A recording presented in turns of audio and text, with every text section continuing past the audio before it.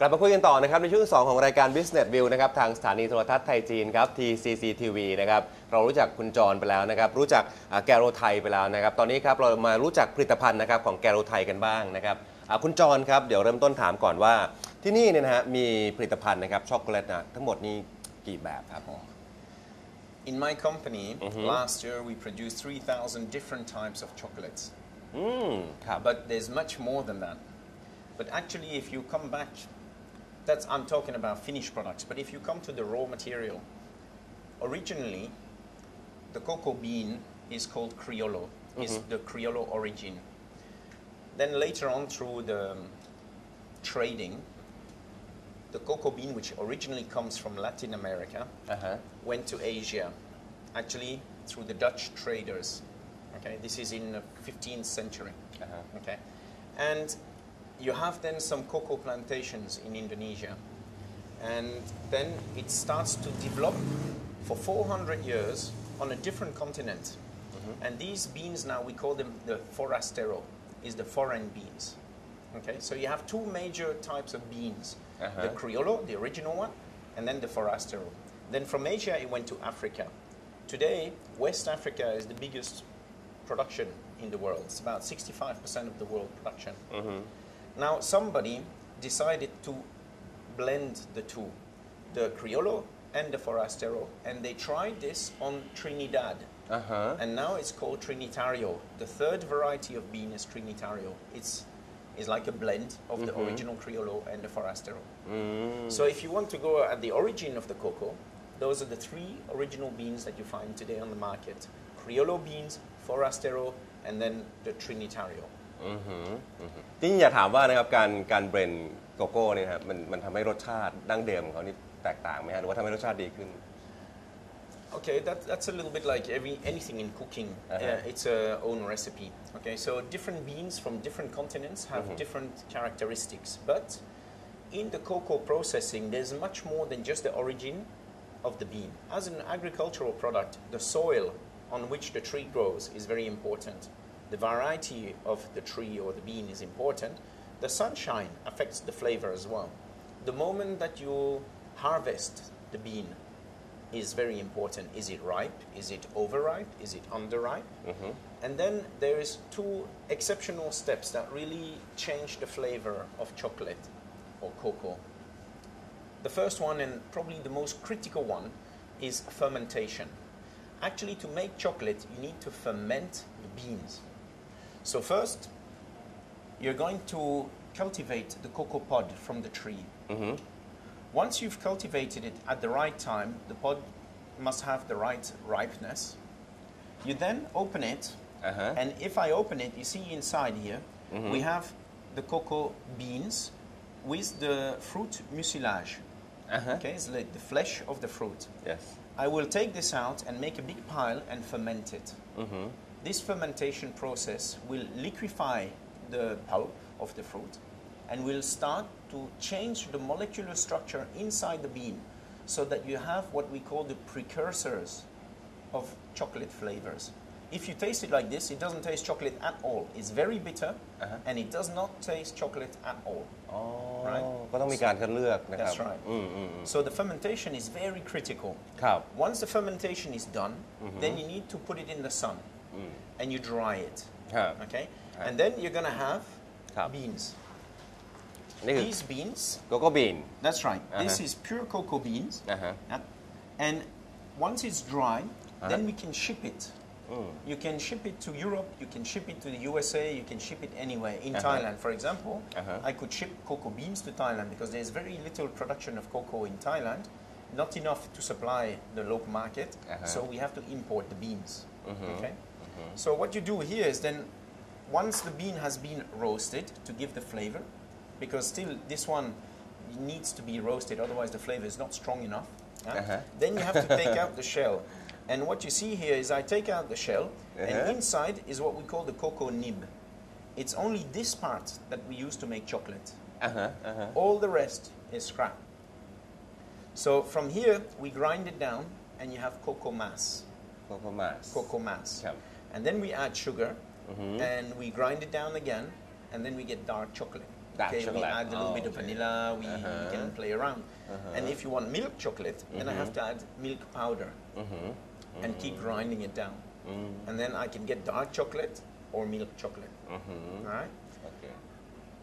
So it's quite an interesting process, but you saw that from the plantation all the way to the finished product, the chocolate, there are many, many, many steps. At the plantation, at the processing of the beans, at the processing of the chocolate, and then at the confectionery step as well. คุณจอห์นก็อธิบายนะครับให้เราเข้าใจกระบวนการของการทำช็อกโกแลตนะครับจากเนี่ยโกโก้บีนเนี่ยนะครับเป็นดาร์กช็อกโกแลตนะครับแล้วก็มิลช็อกโกแลตหรือว่าช็อกโกแลตมีรสนมด้วยอย่างเงี้ยนะครับทีนี้เนี่ยผมสงสัยว่าอย่างไวท์ช็อกโกแลตช็อกโกแลตสีขาวเนี่ยครับมันเกิดขึ้นได้ยังไงทำได้ยังไงฮะ White chocolate is a bit special. Actually, from the cocoa nib, what that we use for milk and dark chocolate, we have to do an additional process.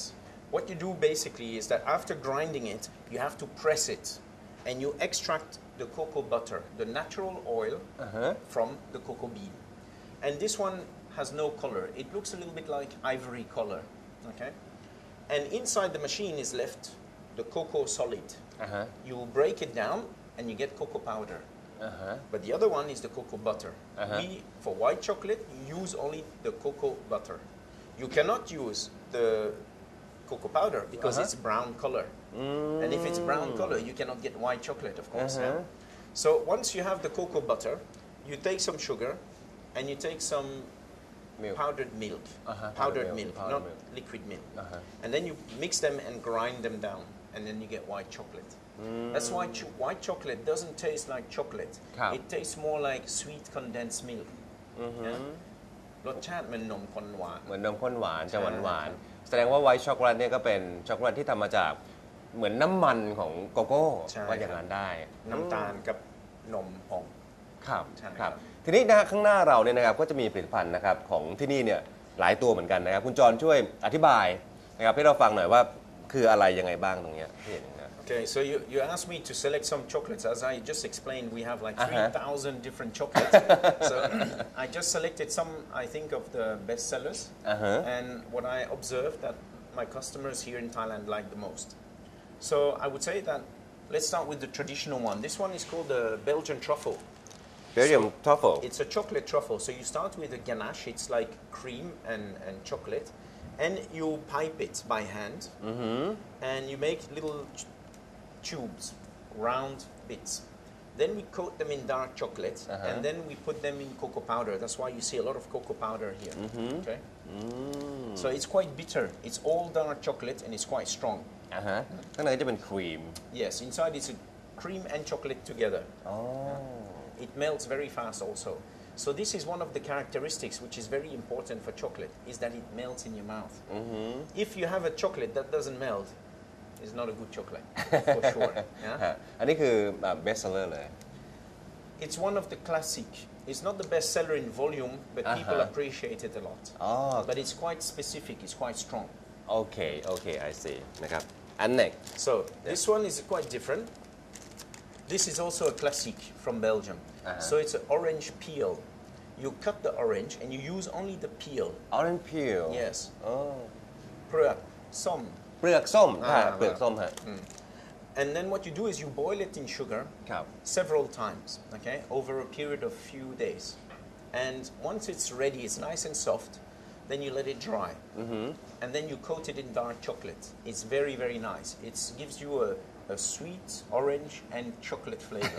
Very, very good. แล้วรสชาติเป็นยังไงฮะ อร่อยมาก อร่อยมาก อันนี้เป็นเปลือกส้มนะคุณผู้ชมนะเปลือกส้มนะครับเป็นคลาสสิกจากเบลเยียม ใช่ครับ นะครับ อั เมื น อง นี้ ไทย คลาสสิกมากนะครับ นะครับเมืองไทยไม่ทำกันเมืองไทยไม่กินเปลือกส้ม ใช่อันนี้เรียกว่า orangette ครับน่าสนใจมากนะฮะ อร่อย แล้วก็มีอะไรอีกครับคุณจรครับ So if I go into the favored ones, I would say that this is probably the best seller.